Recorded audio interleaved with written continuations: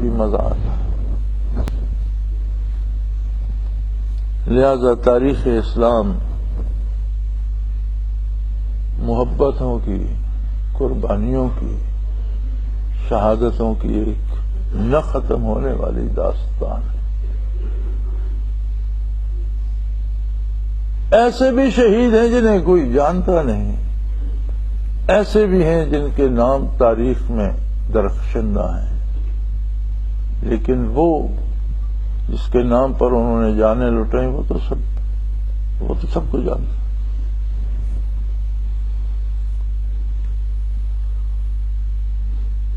ایک شہادت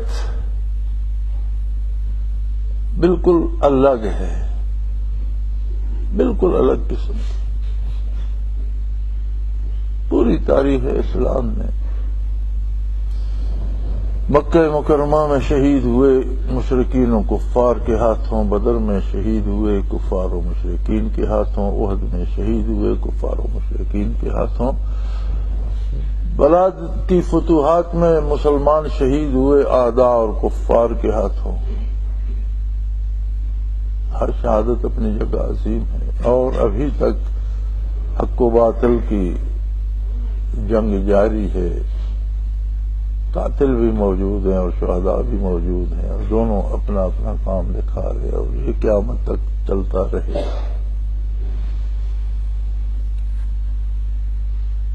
لیکن ایک شہادت اس پوری ساری تاریخ میں بہت سے حوالوں سے منفرد ہے. اس کی پہلی انفرادیت تو یہ ہے کہ اس میں کوئی لڑنے والی فوج نہیں تھی، خاندان نبوت تھا. محمد الرسول اللہ صلی اللہ علیہ وسلم کے چمنستان کے پھول اور کلیاں تھے، اور ان کے ساتھ چند محافظ اور خدام تھے. کوئی فوج اور لشکر نہیں تھا،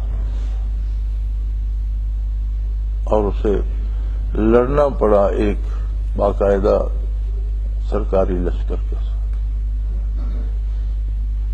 بڑی عجیب بات ہے. اس سے بھی عجیب تر بات یہ ہے کیونکہ لمبا عرصہ نہیں گزرا تھا، سن ہجری کا 60واں سال تھا. ابھی وہ لوگ دنیا میں موجود تھے بہت سے جنہوں نے صحبت پیغمبر صلی اللہ علیہ وسلم سے قلوب کو روشن کیا. ابھی عہد صحابہ ختم نہیں ہوا تھا. خود شہیدوں کا سردار حضرت حسین رضی اللہ عنہ وہ شخص تھا جو دوش پیغمبر پہ سوار رہا، جس نے حضور کی گود میں کھیل کر بچپن گزارا. اور قاتل بھی دین محمد کو ماننے کے دعوے دار تھے، اسلام کو ماننے کے دعوے دار تھے، آقا کے خادم ہونے کے دعوے دار تھے صلی اللہ علیہ وآلہ وسلم. یہ فلسفہ آج تک سمجھ میں نہیں آیا کہ جس نبی کا کلمہ پڑھتے ہو اس کی اولاد کو ذبح کرنے کی ہمت کہاں سے پاتے ہو. یہ بات سمجھ میں نہیں آئی. یہ کیسے ممکن ہے؟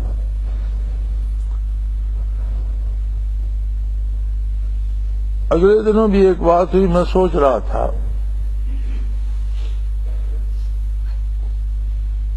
کہ ہمارے تو ایک شیخ تھے، استاد تھے، اللہ ان پر کروڑوں رحمتیں نازل فرمائے.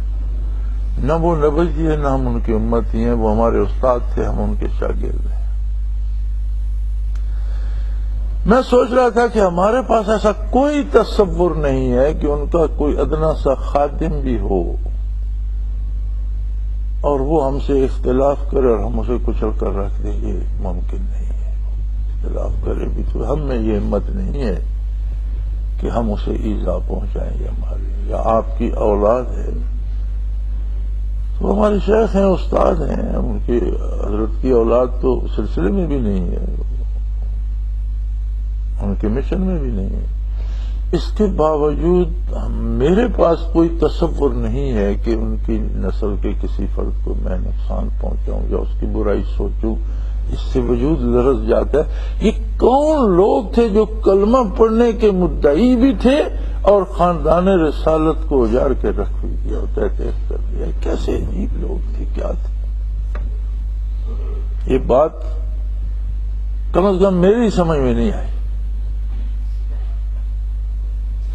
بات کیا تھی؟ خاندان رسالت کس بات پہ قربان ہو گیا؟ بات کیا تھی؟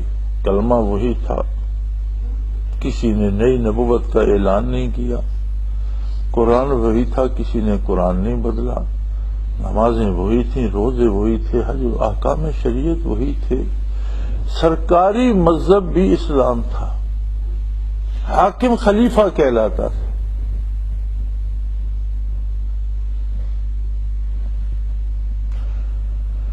آپ جہاں سے چاہیں تحقیق فرما لیں، تاریخ اٹھا لیں، بات صرف جا کر یہ نکلتی ہے کہ ساری باتیں ماننے کے باوجود حاکم اپنی پسند کو بھی اس میں داخل کرنا چاہتا تھا انداز حکمرانی میں، اور جہاں حاکم اپنی پسند داخل کرے گا وہاں سے نبی کریم صلی اللہ علیہ وسلم کی کوئی نہ کوئی ادا اٹھ جائے گی، کوئی نہ کوئی سنت اٹھ جائے گی۔ بات فرائض کی نہیں تھی، واجبات کی نہیں تھی، بات کفر و اسلام کی نہیں تھی، یہ تو فسانے میں رنگ بھر دیا گیا اور اسے کفر و اسلام کی جنگ بنا دی گئی۔ حقیقتاً یہ جنگ تھی حضور اکرم صلی اللہ علیہ وسلم کی ایک ایک ادا کی، کہ آپ کی ہر ادا کو اپنایا جائے، اور جہاں بھی کوئی بڑے سے بڑا شہنشاہ حضور کی کسی ادا کو چھوڑ کر اپنی پسند داخل کرنا چاہے وہاں جان دے دیں گے، مٹ جائیں گے، یہ بات نہیں مانیں۔ یہ سارا فسانہ اتنی سی بات کے گرد سمٹ آتا ہے۔ اب اس پہ قربانیوں کی ایسی تاریخ رقم ہوئی کہ وہ اس پائے کے لوگ تو پھر دنیا میں نہیں ہوں گے۔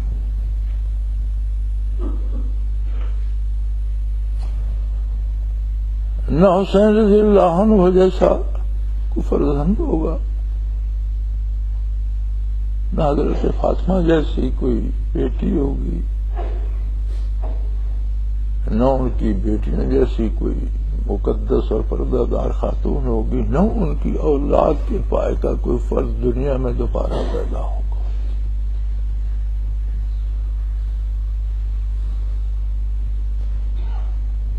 کوئی بھی دنیا سے اٹھتا ہے تو آپ کے اخبار بھر جاتے ہیں کہ اس شعبے میں خلا پیدا ہو گیا اور ایک پائے کا بندہ اٹھ گیا، اس کی جگہ پر نہیں کی جا سکتی۔ خانوادہ رسول دوبارہ کہاں سے ہے؟ اس پائے کے لوگ کہاں سے ہیں؟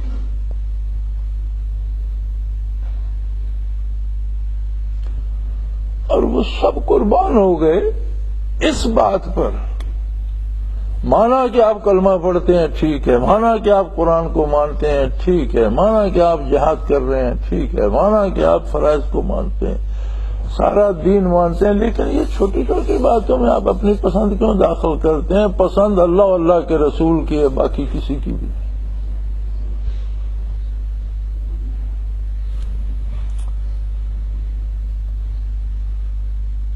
اور شہادت حسین رضی اللہ عنہ نے، جسے ان بدبختوں نے بڑی دیدہ دلیری سے انجام دیا، یہ نہ سوچا کہ یہ تلواریں وجود حسین پہ نہیں، نظریہ اسلام پہ چل رہی ہیں، اور ان تلواروں نے تاریخ اسلام بلکہ عقائد و نظریات اسلام میں ایک ایسا خلا پر کر دیا، جو ابھی خلا بنا دیا جو ابھی تک پر نہیں ہو سکا اور نہ کبھی ہو سکے گا۔ اسلام کا نظریہ ہی ٹکڑوں میں بٹ گیا۔ ان تلواروں نے صرف خاندان رسول کی گردنیں نہیں کاٹی، اسلام کے ٹکڑے کر دیے، عقائد و نظریات کے ٹکڑے کر دیے، اور ابھی تک لوگ بھٹکتے پھر رہے ہیں، کسی نے کوئی ٹکڑا اٹھایا ہوا اور کسی نے کوئی اٹھایا۔ یہ داستان کرب و بلا بھی عجیب ہے۔ افراد تو شہید ہوئے، افراد کے جسم تو کٹے، لیکن کیا عجیب جسم تھے، وہ جسم نہیں تھے، نظریات تھے، نظریات اسلام کٹ گئے، عقیدہ کٹ گیا، ٹکڑوں میں بٹ گیا۔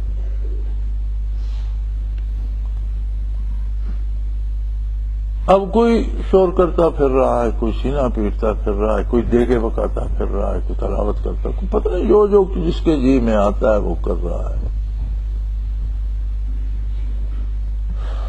میرے خیال میں اس پہ کسی کو کوئی جھگڑا کرنے کی اور کسی کو پتھر مارنے کی ضرورت نہیں ہے۔ ضرورت اس بات کی ہے کہ ہم اپنے آپ کو سامنے رکھ کر دیکھیں، کہیں زندگی کے معاملات میں نے محمد الرسول اللہ کی پسند کو چنا ہے یا اپنی پسند داخل کر رکھی۔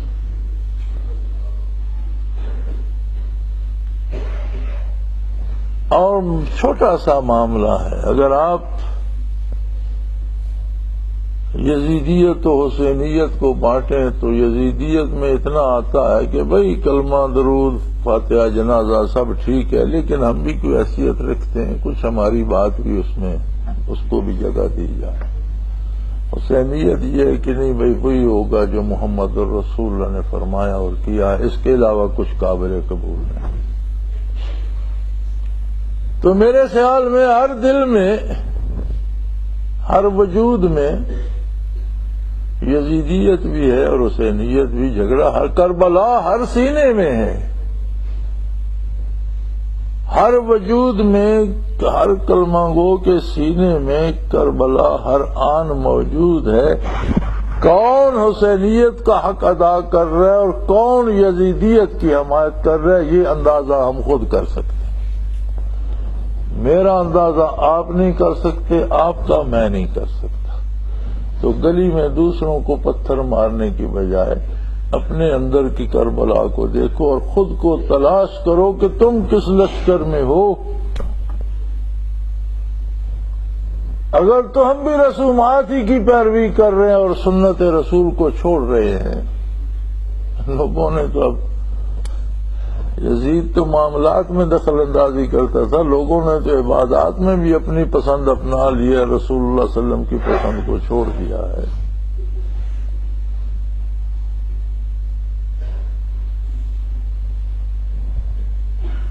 تو میرے بھائی،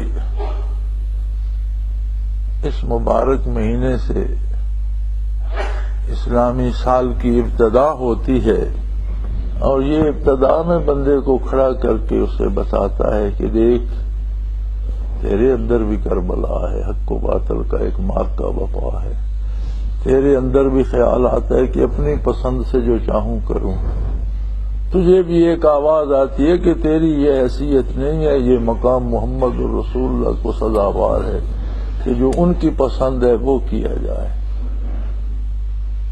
یہ جب اپنی پسند کا شور اٹھتا ہے تو یہ یزیدیت ہے۔ یہ جو دوسری صدا اندر سے اٹھتی ہے کہ حضور کی پسند کو اپنایا جائے، یہ حسینیت ہے۔ اس اپنی کربلا میں دیکھو کون فاتح ہے۔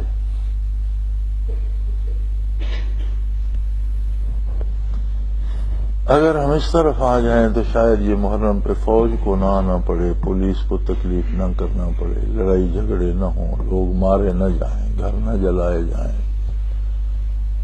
حفاظتی دستوں کی ضرورت نہ پڑے۔ یہ کیوں پڑتی ہے؟ یہ کون سی نیکی ہے کہ پھر ہم لوگوں کو قتل کرتے ہیں، پھر فساد پیدا کرتے، فساد پیدا کرنا، جھگڑے کرنا، لوگوں کو پتھر مارنا، ان پر گولیاں چلانا، یہ کیا ہے؟ اس کے پیچھے پتہ ہے فلسفی کیا ہے؟ صرف یہ کہ ہر بندہ چاہتا ہے جو میں چاہتا ہوں دوسرا بھی ویسا ہی کرے، تو اتنا ہی گناہ یزید کا بھی تھا کہ جو میں چاہتا ہوں سب ایسا ہی کرو۔ اس سے بڑا جرم تو اس نے بھی کوئی نہیں کیا۔ یہی بات اسے کہاں تک لے گئی؟ آج بھی اگر ہم یہ چاہتے ہیں کہ میری مرضی سب پر مسلط ہو جائے تو پھر بات